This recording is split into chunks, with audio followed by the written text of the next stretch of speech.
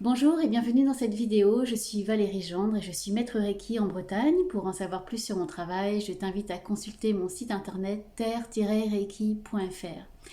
Le format de cette vidéo aujourd'hui est un peu spécial. J'ai choisi le format foire aux questions pour aborder un certain nombre de sujets qui tous se rapportent au Reiki, bien sûr, sous forme de questions qui m'ont été posées par toi, peut-être internaute qui regarde ces vidéos. Des questions qui vont t'intéresser, j'en suis sûre, et je commence par la première question. Une question très pratique qui concerne ma vidéo traitement mental et déprogrammation cellulaire. Quelqu'un m'a posé la question: quelle phrase adopter pour quelqu'un qui souffre d'alcoolisme? Alors, c'est une question qui est souvent posée en stage Reiki parce que cette déprogrammation cellulaire, elle a pour but de modifier certaines habitudes, certains comportements et en l'occurrence de supprimer certaines habitudes, addiction, dépendance. Donc, il est parfois question d'alcool, il est parfois question de tabac, il est également souvent question de sucre, addiction au sucre. Et pour l'alcool, je propose tout simplement, je me libère de l'alcool.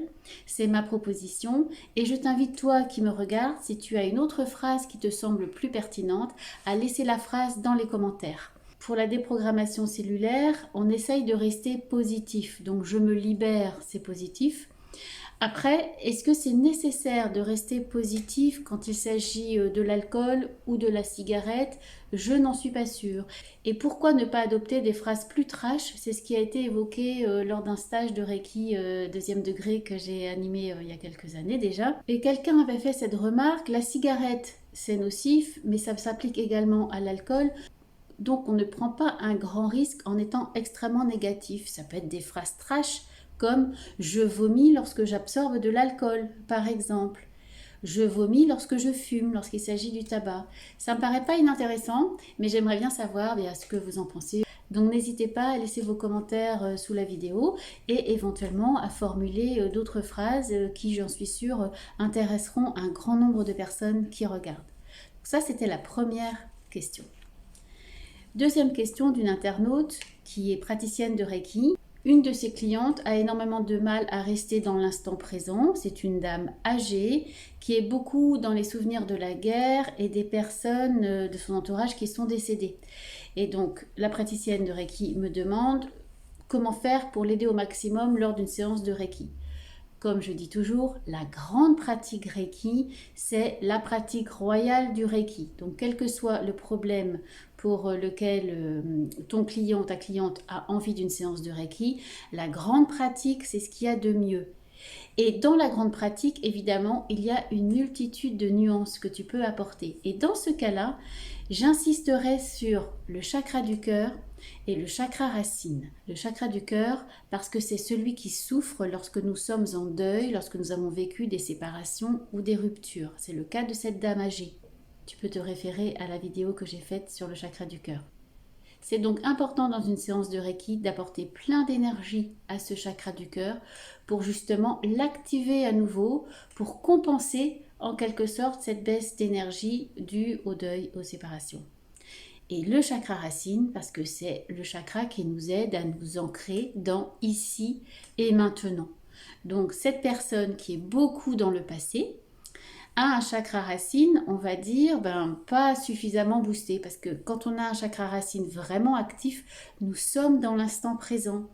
Donc pour booster le chakra racine, il suffit d'envoyer du Reiki au niveau du chakra racine.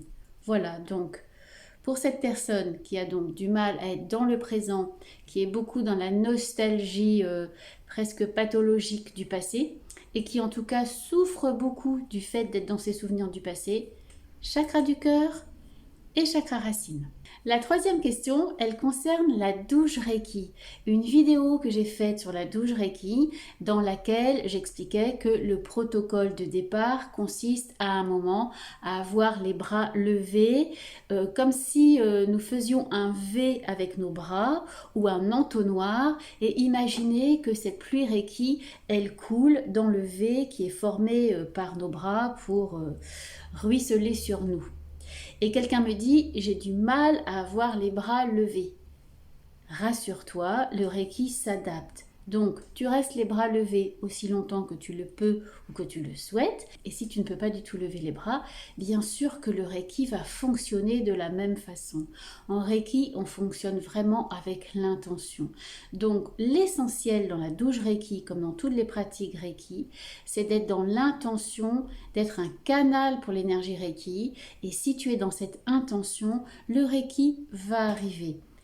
La gestuelle qui accompagne l'intention, elle est simplement là pour nous aider à nous centrer et pour faire coïncider notre attitude corporelle avec notre attitude mentale. C'est parfait quand ça nous correspond, quand c'est facile pour nous, mais quand c'est difficile, ça va être contre-productif parce qu'en fait, notre attention va être centrée sur notre inconfort, voire notre douleur. Ça va créer des tensions. Et plus nous créons de tensions, plus nous créons de blocages et moins l'énergie Reiki circule. Alors ce qui est vraiment important pour toi quand tu fais tes autotraitements, c'est d'être le plus confortable possible. Et de la même façon, évidemment, quand tu canalises l'énergie Reiki pour quelqu'un d'autre, donc dans un traitement de Reiki à une autre personne, il faut aussi que ça soit confortable pour toi dans la mesure du possible. Pour la même raison, si tu n'es pas bien, tu vas te crisper et plus tu es crispé, moins ça passe. Quatrième question, ça concerne la colonne de lumière. À Noël, je vous avais offert une petite séance sur la colonne de lumière, comment poser une colonne de lumière purificatrice chez vous pour en quelque sorte neutraliser les énergies basses, cette colonne de lumière attirant à elle les énergies basses et les recyclant dans la terre. Et quelqu'un me demande, est-ce que je peux poser cette colonne de lumière à l'entrée de chez moi? Mais bien sûr, tu la poses où tu veux, la colonne de lumière. À l'entrée, comme ça, bien, les visiteurs passent dans cette colonne de lumière comme si c'était un sas de purification. Ton idée, elle est vraiment géniale, donc pourquoi pas. Tu peux aussi la mettre à l'extérieur de ta maison, tu peux la mettre dans chaque coin des pièces de la maison, partout où tu juges utile de poser cette colonne de lumière. Et il ne peut pas y avoir d'overdose de colonnes de lumière, donc si tu as envie d'en poser dans différents endroits ou dans différentes pièces, tu peux le faire. Lorsqu'on m'a enseigné cette colonne de lumière, on avait posé tous ensemble une colonne de lumière au centre de la pièce, c'était lors d'un stage. Et on avait ensuite posé des colonnes de lumière à l'angle de chaque pièce. Donc il y avait 5 colonnes de lumière. On était à peu près 12-13 personnes pendant ce stage. Et pendant les 3 jours que le stage a duré, eh bien, les énergies, les émotions qui se sont dégagées de nous tous pendant le stage ont été absorbées par ces colonnes de lumière. Donc très intéressant, que ce soit chez toi ou que ce soit sur ton lieu de travail, de poser ces colonnes de lumière. Ce n'est pas vraiment du Reiki et si ça t'intéresse, bien, je t'invite à regarder cette vidéo où tout est expliqué. La 5e question, qui n'est pas vraiment une question, qui est une remarque concernant la dernière vidéo que j'ai faite sur le savoir-être du praticien de Reiki. Quelqu'un remarque que, en tant que praticienne de Reiki, nous devons d'avoir un œil vigilant sur notre pratique au quotidien et sur l'évolution de notre pratique. Et c'est très juste. Lorsque nous venons de recevoir les formations, tout est encore frais. Ce que notre maître nous a enseigné, c'est bien dans notre tête. Et puis, nous commençons à donner des soins de Reiki et bien la formation, évidemment, elle s'éloigne dans le temps pour être remplacée par notre expérience. Et dans certains cas, eh bien, on peut oublier certains fondamentaux qui nous ont pourtant été enseignés et qu'il est essentiel de garder en tête. Donc la vigilance extrême sur notre pratique à chacun d'entre nous. Parce que, donc je sais que toi qui me regardes, tu es peut-être praticien ou praticienne de Reiki, vous êtes nombreux à me regarder et je trouve ça bien parce que ça prouve que nous tous, ensemble, nous avons à cœur d'améliorer notre pratique et justement d'exercer un œil un petit peu critique sur ce que nous pouvons faire. Et nous sommes tous responsables de ce que devient le Reiki, de l'image que nous donnons du Reiki vis-à-vis des personnes qui ne sont pas initiées ou qui ne connaissent pas le Reiki. Donc tous ensemble responsables de ce que nous faisons du Reiki et de ce que nous reflétons du Reiki.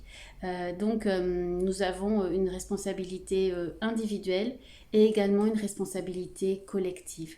Donc c'est pas quelque chose à prendre à la légère, c'est vraiment quelque chose d'important.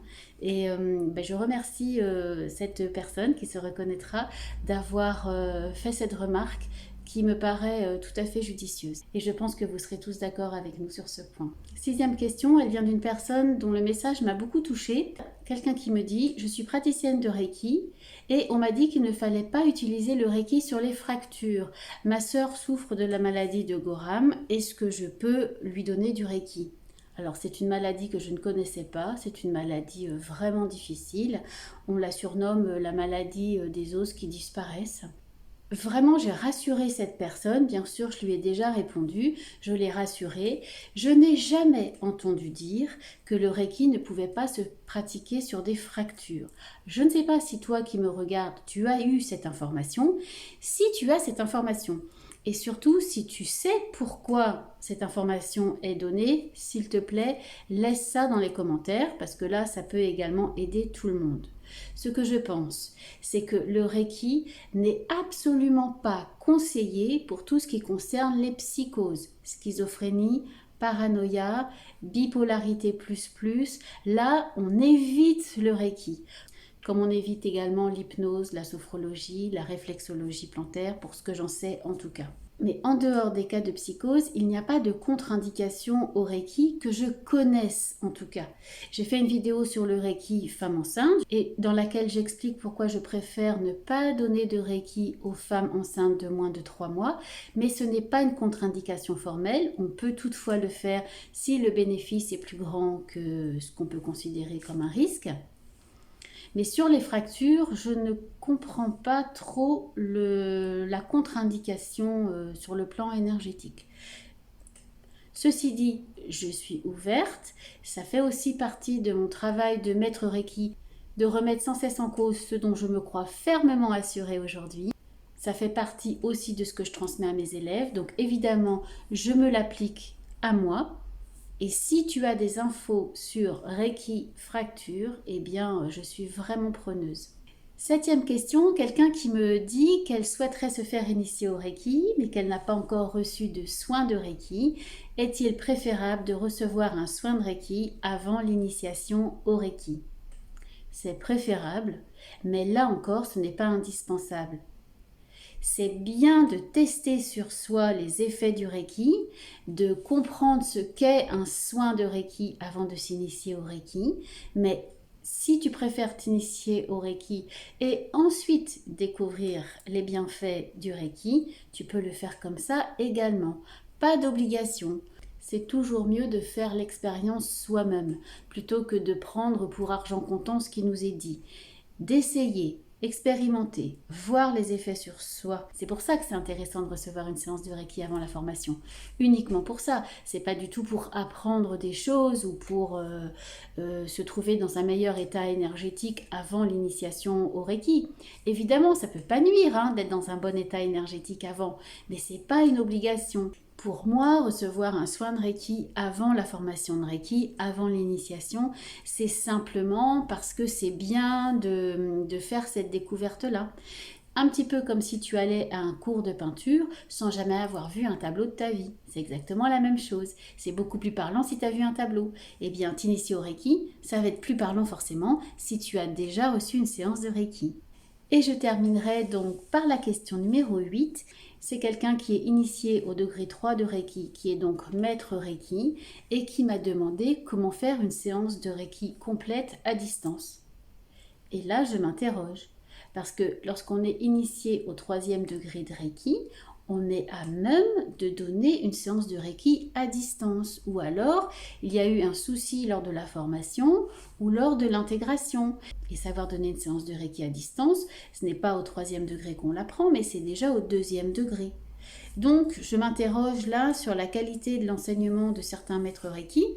Et je vais donc faire une vidéo prochaine sur la formation, le contenu, comment choisir son maître Reiki, les délais, l'intégration, etc.